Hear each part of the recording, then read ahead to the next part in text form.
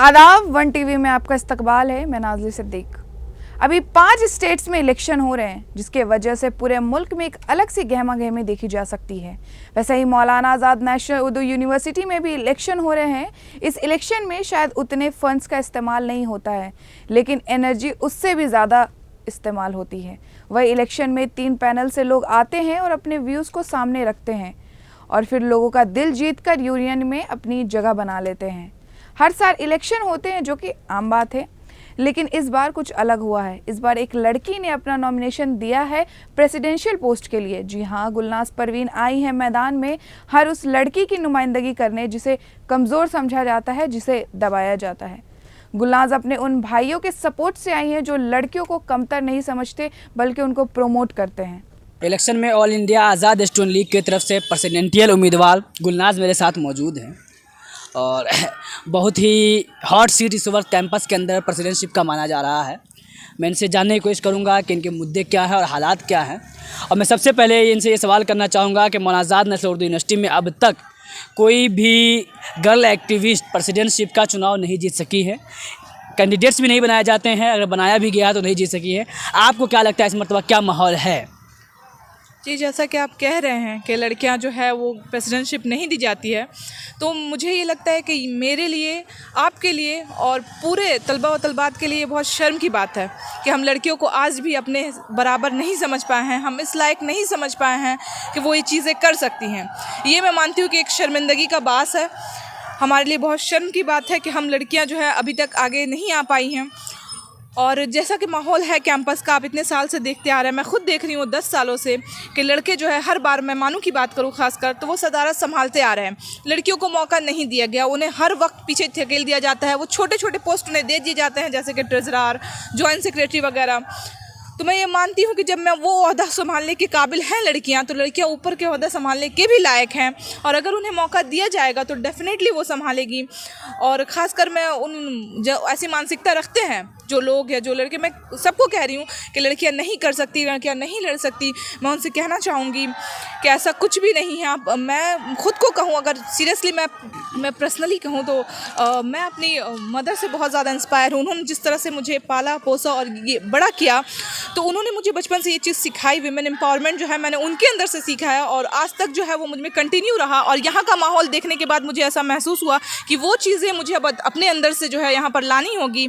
और आगे इंशाल्लाह जो है मैं तो इस पोस्ट पर आ गई हूँ, और इंशाल्लाह अगर मैं जीतती हूँ तो ये साबित होगा कि पूरे मानू की लड़कियाँ जो हैं, चाहे वो ओल्ड की हो, गुलजार की हो, हॉस्टल की हो, पूरे कैंपस की हो, अगर वो मेरी जीत होती है वो तमाम लड़कियों की जीत होती है।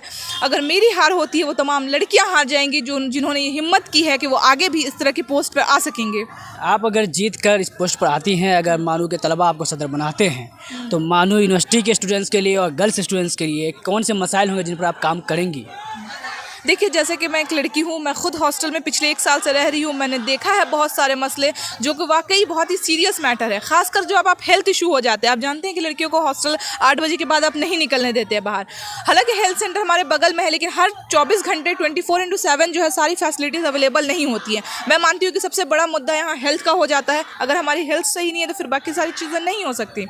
तो मैं मानती हूँ सबसे बड़ा मसला जो हेल्थ का है कि 24/7 हमारे पास डॉक्टर्स अवेलेबल होने चाहिए, स्पेशली लड़कियों के लिए। एक नर्स या एक फीमेल डॉक्टर जो है वो ऑलवेज अवेलेबल होनी चाहिए। और साथ ही साथ अगर सीरियस कंडीशंस होती हैं, अगर आप उन्हें रिफ़र करते हैं कहीं और, तो ये ज़रूरत है कि हमारे पास एम्बुलेंस प्लस ड्राइवर्स हो। साथ में अंदर का जो मामला है, मैं क्या कहूँ अंदर वाले मामले के, कि मैं खुद शर्मिंदा हूँ कि जो लड़कियाँ, जो औरत, जो खातून वहाँ अथॉरिटी पर हैं, वो लड़कियों के साथ ऐसा बिहेव करती हैं, वो उन्हें इस तरह से परेशान करती हैं, मेंटली टॉर्चर करती हैं, उनकी डिग्निटी के खिलाफ चीज़ें जाती हैं। मैंने खुद फील किया है, तो वो मुझे अंदर से इतना वो चीज़ें तकलीफ़ देती हैं कि मैं चाहती हूँ कि वो आने वाली जितनी भी स्टूडेंट्स हैं वो इस चीज़ से जो है वो बिल्कुल भी ना जूझें। मैं उनके लिए हमेशा खड़ा रहूँगी, चाहे मैं हुकूमत में आऊँ, मैं पावर में आऊँ ना आऊँ, मैं उनके लिए इस चीज़ के लिए हमेशा खड़ा रहूँगी कि उन्हें इस तरह से मेंटली टॉर्चर, परेशान ना किया जाए। वो यहाँ तालीम हासिल करने आई हैं, आगे बढ़ने आई हैं, तो डेफिनेटली हम उनके साथ हमेशा खड़ा रहेंगे, चाहे हम जीते या हम ना जीते। उसके अलावा यूनिवर्सिटी के जो और दूसरे मुद्दे हैं, उसमें कौन से इशूज़ हैं जिस पर आप काम करना पसंद करेंगी और काम करेंगी? जी, कैंपस के अंदर तो ऐसे बहुत से मसले हैं जो पिछली जितनी भी यूनियन चली आ रही है, जो लोग हैं किसी भी पैनल के या जो उम्मीदवार रहे हैं कभी भी या जो जीते हैं, उन्होंने काम किया है। ऐसा नहीं कि कुछ काम नहीं हुए हैं। बहुत से लोगों ने, हमारे खुद के पैनल ने जो है बहुत सारे काम किए हैं और इंशाल्लाह आगे भी करेंगे। जैसे कि हमें लगता है कि यहाँ लेबोरेटरी का बहुत बड़ा मसला है। जैसे कि हमारे बहुत सारे डिपार्टमेंट है, स्कूल ऑफ साइंस है, BVOC वगैरह, MVOC वगैरह, हमने न्यू कोर्सेज स्टार्ट किए, लेकिन हमारे पास जो है वो उनके लिए कुछ स्पेशल फैसिलिटीज़ नहीं है, वो लैब के लिए बाहर जाते हैं। तो हम चाहते हैं कि यूनिवर्सिटी के अंदर ही उन्हें बेहतर से बेहतर लेबोरेटरी जो है और उनके इक्विपमेंट्स जो है जो उन्हें चाहिए होते हैं लैब के लिए, वो उन्हें प्रोवाइड किए जाएँ। साथ ही साथ लाइब्रेरी का जो मसला है कि लाइब्रेरी आप 8 बजे तक रखते हैं या फिर उनमें थोड़ी सी कैपेसिटी कम है, तो उनको थोड़ी सी बढ़ाने की, उनकी क्वालिटी जो है थोड़ी सी इम्प्रूव करने की बात की जाएगी। और जहाँ तक प्लेसमेंट का सवाल है कि हमारा प्लेसमेंट सेट तो है लेकिन वो वर्क नहीं करता, वो इतनी इफिशिएंटली वर्क नहीं करता, तो उनके डिपार्टमेंट टू डिपार्टमेंट कोऑर्डिनेशन बनाई जाएंगी कि वो इफेक्टिवली वर्क करे। साथ ही साथ जो स्टूडेंट्स आते हैं, डे स्कॉलर्स या जिनके न्यू अलॉटमेंट्स होते हैं, उनको बहुत से मसले होते हैं अलॉटमेंट के समय, तो हम ये कोशिश करेंगे कि आने वाली यूनियन जो है वो इस पर काम करे कि हेल्प डेस्क बनाए, जो नए स्टूडेंट्स आते हैं उनको दर बदर ना भटकना पड़े, उनके लिए हर तरह की सहूलियात जो है वो फ्राहम की जाए। और साथ ही साथ जो डे स्कॉलर्स वगैरह हैं उनके लिए जो टेम्प्रेरी मेस वगैरह की सुविधा है वो चालू की जाए। ये और भी बहुत सारे मसले हैं जिन पर इंशाल्लाह हम आगे काम करेंगे आने के। आखिरी सवाल मैं करना चाहूँगा, जब मैं यहाँ पर आया और मैंने स्टडी किया यहाँ के अभी के पॉलिटिक्स को, तो मैंने एक सवाल बहुत ज़्यादा देखा आपको लेकर उठता है, आपके पैनल को लेकर, कि लास्ट ईयर आपके यूनियन में लोग थे, उस वक्त NSP का एक मुद्दा रहा जो मानू के तलबा को जो है नहीं मिल सका, उसमें आपके उस वक्त यूनियन रिप्रेजेंटेटिव ने, आपके पैनल ने क्या किया है? ये इल्ज़ाम आपके ऊपर लग रहा है कि आपने कुछ भी नहीं किया। जी, जैसा कि हम जानते हैं कि पिछली बार NSP का मसला हुआ था और इसमें सिर्फ मैं शामिल नहीं हूँ, सिर्फ आप शामिल नहीं हैं, इसमें तमाम तलबात और माइनॉरिटी अफेयर्स के अंतर्गत जितने भी यूनिवर्सिटीज़ कायम हुए हैं, यहाँ तक कि अलीगढ़ और जामिया भी इसमें शामिल है। तो मैं सिर्फ अपनी यूनिवर्सिटी की बात करूँगी कि जहाँ तक हमारा मसला है, हमने इस पर बात की VC सर से, हमारे जो वाइस प्रेसिडेंट पिछली बार रहे हैं मिसबा ज़फ़र, और जॉइंट सेक्रेटरी भी रही है हमारे हिदायत, इन लोगों ने काफ़ी बार VC से मीटिंग्स की हैं, उसके बाद धरने दिए हैं। लेकिन आप जानते हैं कि जैसे कि हम एक डेमोक्रेटिक सेटअप में रहते हैं तो चीज़ें हायरार्की में काम करती हैं, हमारे ऊपर कोई है, उनके ऊपर कोई है, उनके ऊपर भी कोई है, तो चीज़ें इस हिसाब से चलती हैं। और हमने पूरी कोशिश की कि इस पर काम किया जाए, और लेकिन जो हुकूमत के साइड से है वो हमें पॉजिटिव रिस्पॉन्स नहीं मिले। या हालांकि हमारे पास कुछ रिटर्न रिकॉर्ड्स भी हैं कि हमने बहुत लोगों से बात की, इवन बिहार के MLAs वगैरह से बात की, यहाँ के तेलंगाना के MLAs वगैरह से बात की, जिनके हमारे पास सबूत भी हैं, लेकिन चीज़ें नहीं हो पाई। लेकिन हम कोशिश करेंगे कि इंशाल्लाह इस साल जो है इस तरह की परेशानी जो है वो तलबात को ना हो, इसकी हम पूरी कोशिश करेंगे। शुक्रिया। आपने देखा कि गुलनाज जो कि SL से पसंद कैंडिडेट है, इनके क्या मुद्दे हैं, इलेक्शन में आने दिनों में क्या काम करना चाहेंगी, उस पर उन्होंने बात किया। और खातून नुमाइंदा के तौर पर इस यूनिवर्सिटी को एक सदर देने की ज़रूरत क्यों है, इस पर भी उन्होंने बहुत खुल करके बात किया है।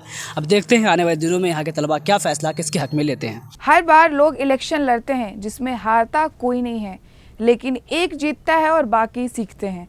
मौलाना आज़ाद नेशनल उर्दू यूनिवर्सिटी की हिस्ट्री में किसी लड़की ने इतने बड़े पोस्ट पर जीत तो हासिल नहीं की। क्या इस बार हिस्ट्री बदलेगी या आम इलेक्शंस की तरह बस किसी छोटे पोस्ट पे ही लड़कियों को जगह दी जाएगी?